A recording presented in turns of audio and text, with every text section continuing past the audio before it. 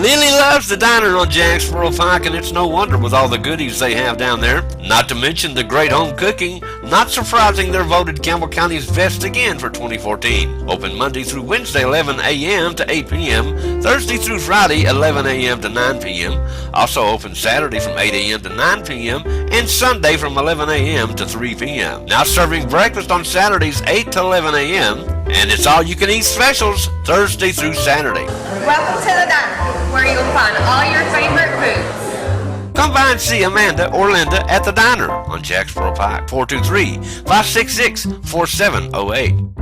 Your child depends on you for their every need. So how do you give them what matters most? Calvary Christian Academy offers a Bible-based curriculum for pre-K through 12 in a safe and nourishing environment. At Calvary, we focus on student needs with programs that inspire them to grow in mind, body, and soul.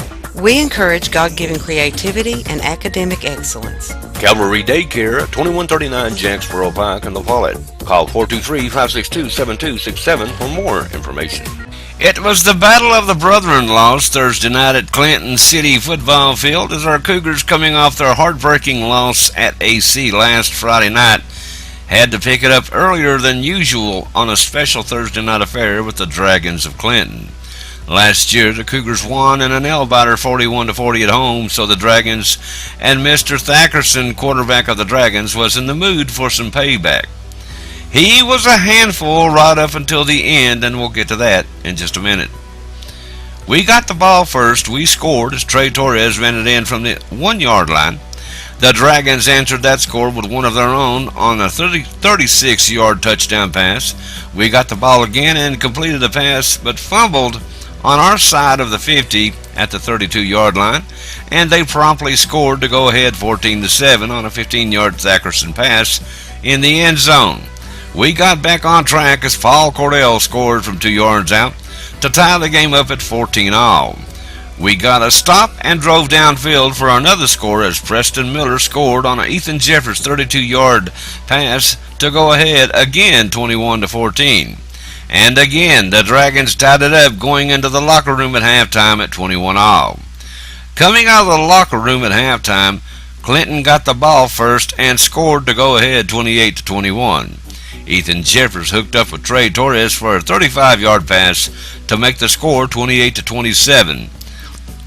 But Gustavo Rosas missed the extra point, and that's when I started to worry as we were down 28-27. But something happened then. Our defense stepped up to make a couple of stops, and before you knew it, we were up 41-34 late in the game. They were driving downfield. They had the ball on our 16-yard line, fourth and a sneeze, a whisker, an eyelash. Thackerson, for the first time in this game, wasn't in the shotgun like he had been the whole game. He came under center, but the exchange was off, and he fumbled. Fumble-laya. That's right, he coughed up the ball with a couple of minutes left, and our defense recovered. We ran out the clock to win the game 41-34. You know, you could tell Joseph Elkins wasn't at full strength during this game. Now, since that was a Thursday night affair, here's the Friday night games in our area in high school football. Anderson County will be at Carnes High School. I hope they don't have a hiccup down there. Gibbs will be at Knoxville Halls. Knox Central will be at Powell. Oak Ridge is at McMahon County playing out of district.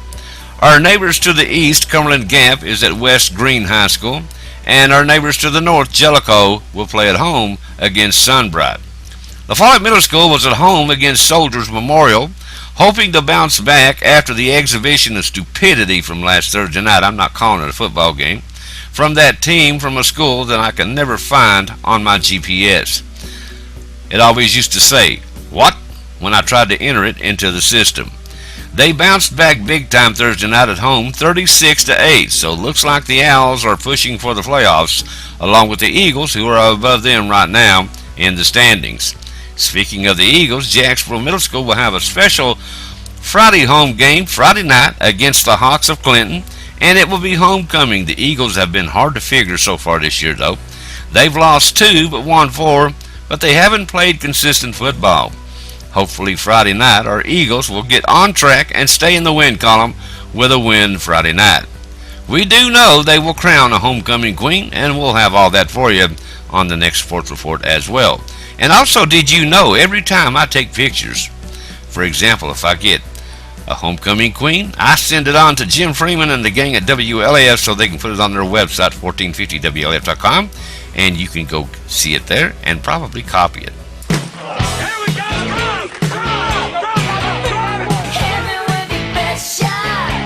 Follow the Cougars all season long on the one and only 1450WLAF.com.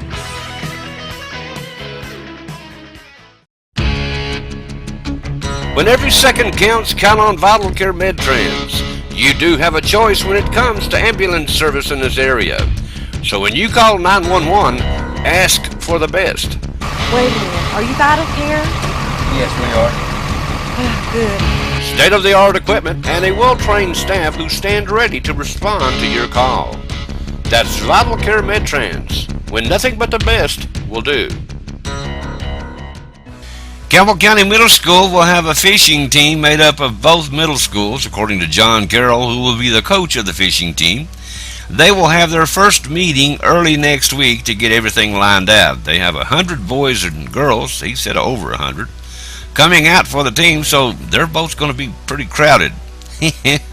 But they plan on having 2 events in the fall and 2 in the spring, and also they will fish some at Maryville, which ain't bad fishing spot at all, I'll tell you that.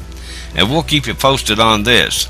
Now, catching up with our Lady Cougar soccer team, we were going to tell you, we looked on their website and they have the schedule, but Shane Wolfenbarger informs us that schedule has changed. They won at Catholic the other night by a score of 3-0. And they also have some games coming up at home. September the 25th, they will play Catholic.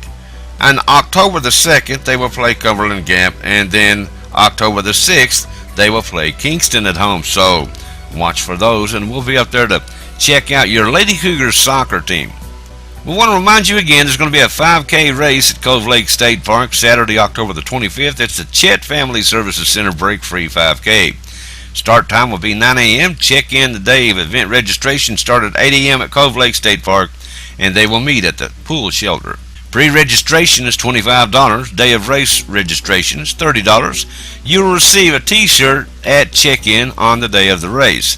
For more information, you can contact Rebecca Brandenburg at 423-562-8325, extension 1100, and you can make checks payable to Community Health of East Tennessee. We have an entry form on the main page of CougarsRock.net. Just copy it and print it and fill it out, and you can mail it in to Chet Family Services Center, P.O. Box 1462, La Follette, Tennessee 37766. Hey, don't forget, Friday night at Jacksboro Middle School is homecoming, so get on down there and support the Eagles. And our Campbell County Youth Football Association will be at Oak Ridge East September the 20th. That's this Saturday, so get on down there and support the baby Cougars as they will take on the Wildcats down there at Oak Ridge East. Okay, that's all the sports I've got for you today. You guys stay tuned. There's a lot more to come right here on WLAF.